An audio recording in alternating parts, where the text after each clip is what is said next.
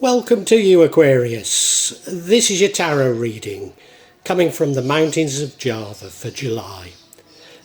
Aquarius, I really hope that you enjoy it.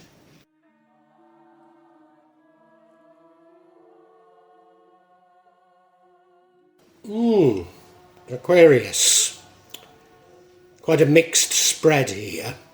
You look at that central card, the Ace of Cups. It suggests that the reading's about love, maybe a new love.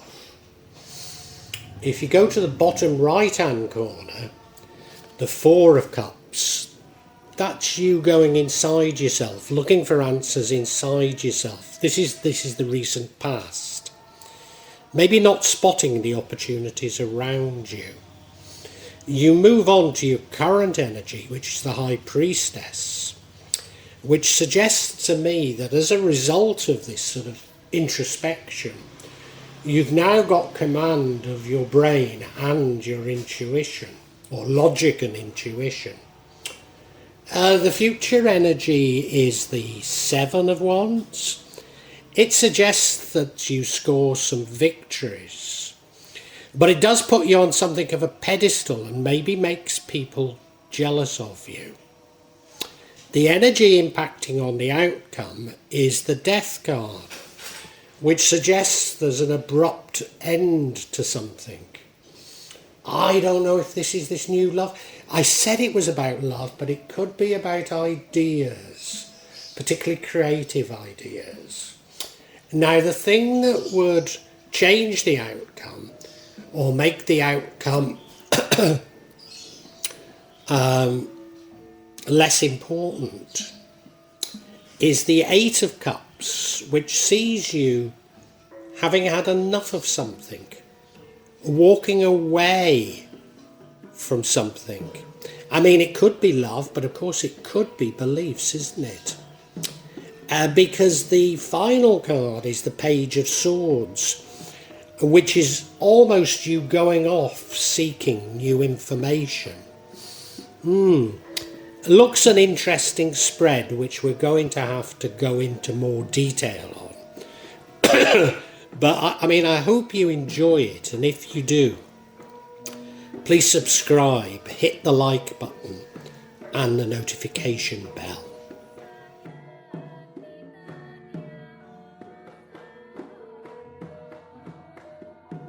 You may well be asking, why from Java? What's important about tarot from Java? And the truth is, there is nothing so important about tarot from Java. Simply that here in Java, we have many different spirits who will come to help in your tarot reading. It'll probably put a different reflection on things. For example, the spirits here are less likely to be concerned about love and finances, despite people in Java being every bit as interested in these things as the rest of us. But maybe the spirits are trying to tell us something else. Now I'll be using probably 2 decks, but out of 3 decks. So the first deck is Tarot Nusantara. The second deck is the Steampunk deck. And the third deck is the Light Visions Tarot. Tarot Nusantara is actually a new one to me, which I love. Whereas the Light Visions, I've struggled with as a result of the rendering. Although I think I'll grow into it, I will keep using it and coming back to it. You can see on all of them, I'm using quite a lot of salt. And that's to clear the energy and the spirits from them. Something that I do fairly regularly with my tarot. And I also, you'll see a number of Jimat there that I use just to bring a good energy to the tarot and to my reading.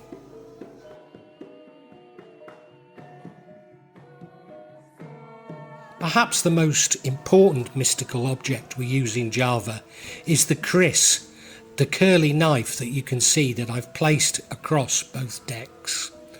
Kris are very important for bringing the spirits to work on any object here in Java.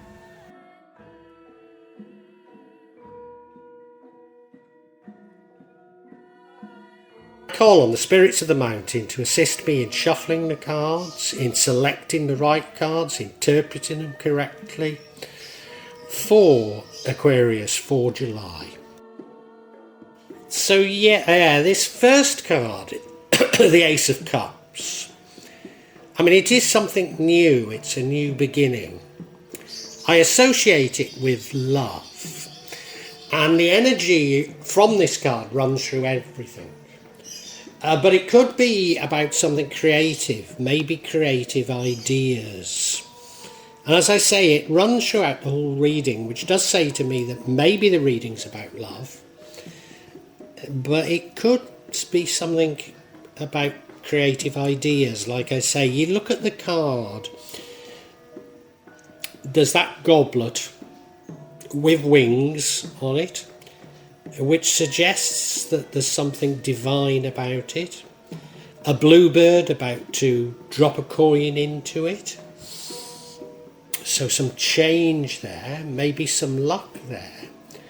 And so much love that it's spilling out of the cup into that lake. There's a hand holding it up, but behind the hand is that sort of cloud, which again suggests there's something divine about it. Now, as I say, this runs through the reading, so I need to keep referring back to it.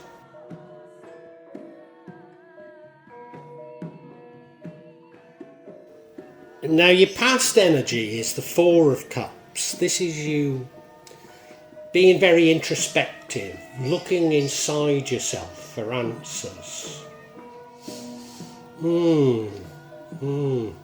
Because I said it was about love, but if you look, I mean, you could be looking for answers on love, couldn't you? But could it be something else? Creative ideas. You look at the card, he's focusing on those three cups, isn't he? Focusing very internally. But in doing so, he's missing what looks to be a divine cup coming towards him. Of course, that could be the divine cup of the Ace of Cups, couldn't it? You probably understand this better than me, Aquarius, but this is your recent past.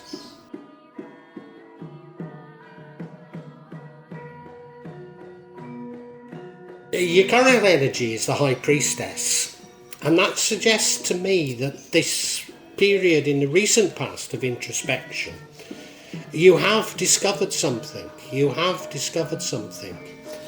Because this suggests more balance now. You look at it, you look at the card, one black, one white, one black and one white column there. She's got her foot on the moon, which means that she has mastery, if not even knows the unknown. And in her hand we have that scepter or wand and the book. So it suggests that she now has mastery over her, both her logic, the book, and her emotions. So I think you're feeling pretty good at the moment. You're feeling pretty in control. You're feeling like you know what's going on, that you have mastery over something. I mean, it could be about you manifesting things. It could be, but I'm not too certain. And what I do feel is that Ace of Cups is still very important, even though I can't fully understand what it's about. Now, your future energy isn't a bad card, but this is where some of my misgivings about this spread come in. It's the Seven of Wands. Now, as I say, it's not a bad card. This is you scoring some victories. They're victories, they're battles, if you like, rather than winning the war. But yeah, you've been doing things. So, I said you've got mastery over logic and your emotions, your subconscious. And I think that has led to these victories, whatever shape or form they may be. But the thing about this card is that it puts you on something of a pedestal. and maybe makes other people jealous of you.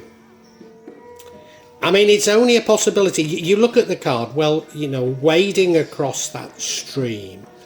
Clearly it's been difficult. It does convey that he's not reached the end, doesn't it? That there's more to come. And also it does look like he's almost above he is above a waterfall, isn't he? So that would mean that people could see him and maybe be jealous of him. Yeah.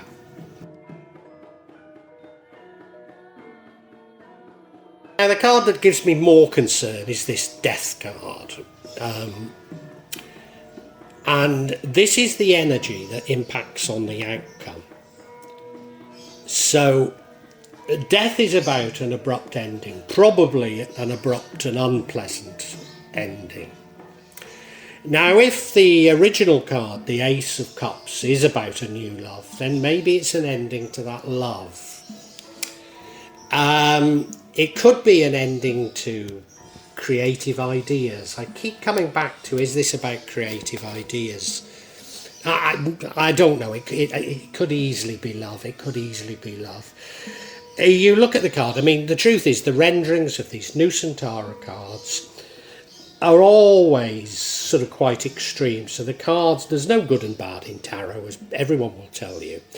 But the cards that are, what shall I say, more bad than good seem very bad. And the cards that are more good than bad seem very bad. So there's the Angel of Death on the horse, sweeping through, killing everything in its path. But do you see that old man, almost certainly a Hindu man, is standing up to him, isn't he? And behind his head there's a Hindu temple there, and the sun is rising. Sometimes this Death card is necessary. It's a necessary change for you to move on. And indeed that would be my reading of it within this spread. So it is likely to be painful. But it does ultimately, I believe, liberate you.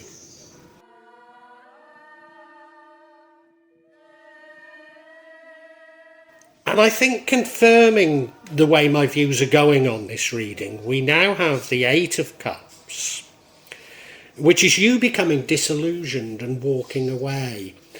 Now this card would change the outcome or reduce the impact of the outcome. I think it changes the outcome in this particular spread. So let's go with the idea that the new love does come into your life. And,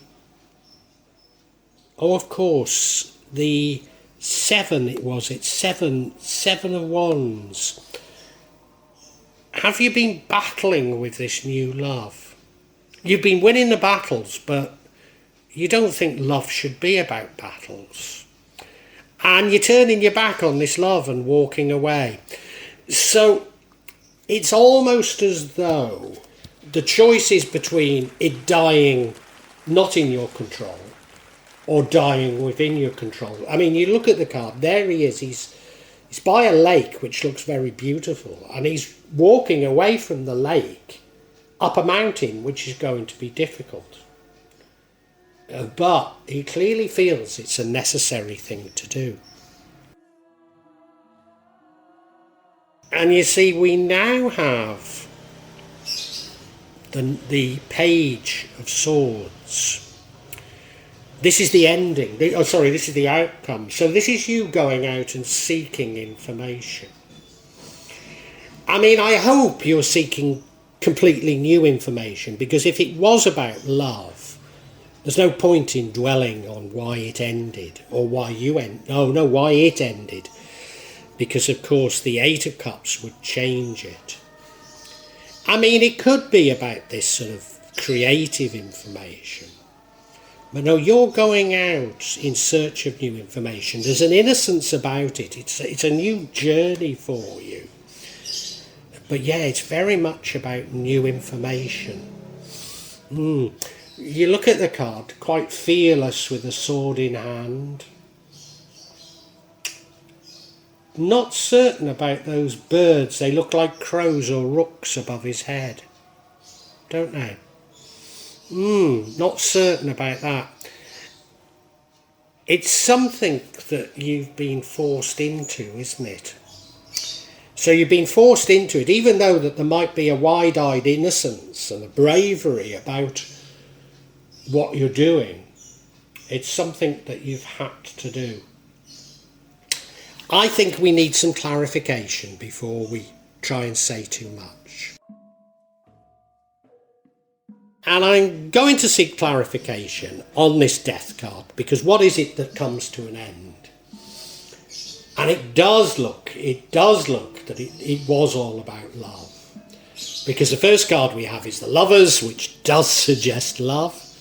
The second card is the Nine of Cups, which suggests that you were so happy. You were so terribly happy with this new love. And the final card is the Emperor card. I think that's about you taking back your power. So, if we juxtaposition the Death card and the Eight of Cups, in the one scenario you sort of take back your power, and maybe that leads to the other person calling an end to the relationship. Whereas the Eight of Cups is you simply walking away from it. So I guess they're very similar, but let's look at each of these individually. So yeah, this first card is the Lover's card, so it does confirm that the reading is about love, almost certainly. I mean, you look at the card, it's brilliant, isn't it? It's a lovely card. So this new love you found did feel wonderful. It did feel wonderful. You look at them, they're dancing there together. Little Scotty dog looking lovingly towards them. The beautiful sunflowers in the background. The sun beating down on them. The world couldn't be better. So I guess this reading's going to come as something of a surprise to you, because you're probably in this stage now, or certainly will be very soon, and it's like everything is so perfect. Everything about this love feels so wonderful. It really does. Yeah. But there's something that's not good about it. Could the person you've fallen in love be a narcissist, and this is you being love bombed? I think it's entirely possible. Entirely possible. And you see, we next have the Nine of Cups card. Now this rendering is a beautiful rendering. It looks so joyous. I mean, it really does. La Belle Epoque, isn't it? You know, the 9 glasses there, the barmaid welcoming you. It looks absolutely wonderful. Can you see in the back of it, it says best ales, wines and spirits. Now, I've become a little bit sort of jaded about that, because it would be around the 1980s in Britain. Pubs used to paint almost exactly that on the outside of them.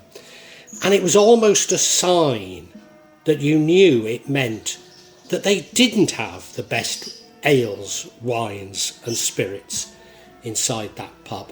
But that isn't the thing that I want to point out to you. What I really want to point out to you about this card, and it doesn't come out so well on this rendering. On other renderings, they're alone.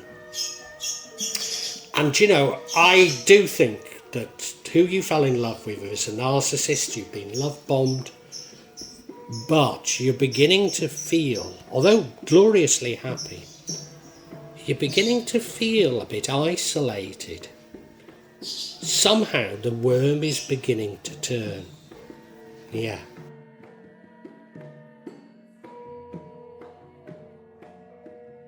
Now the final card is the Emperor card. Now it could be that this is referring to the other person, because it's about power, it's about authority.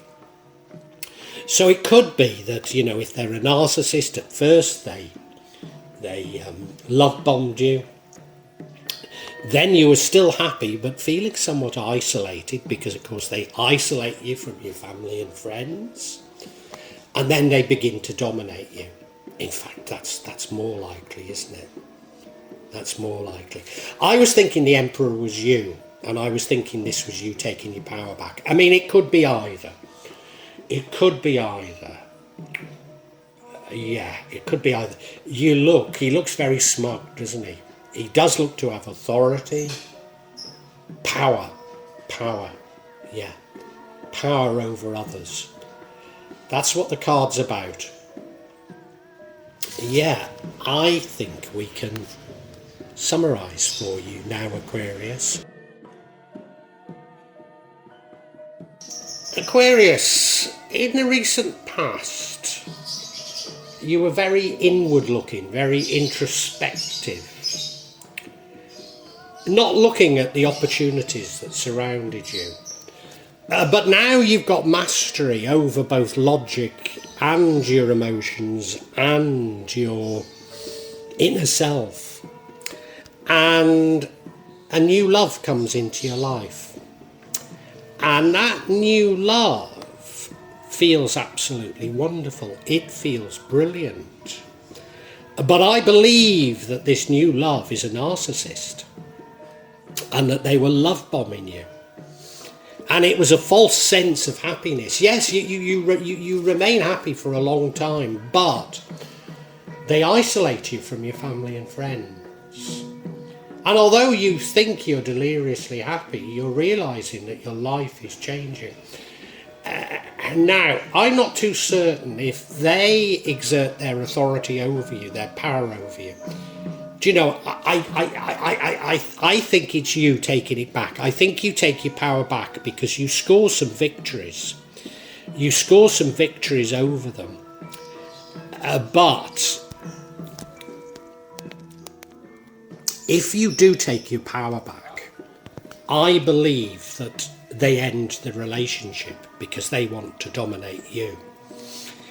And now an alternative scenario is that you see through it all and you walk away from it. So even though it felt like the most wonderful love in your life, you could end up walking away from it.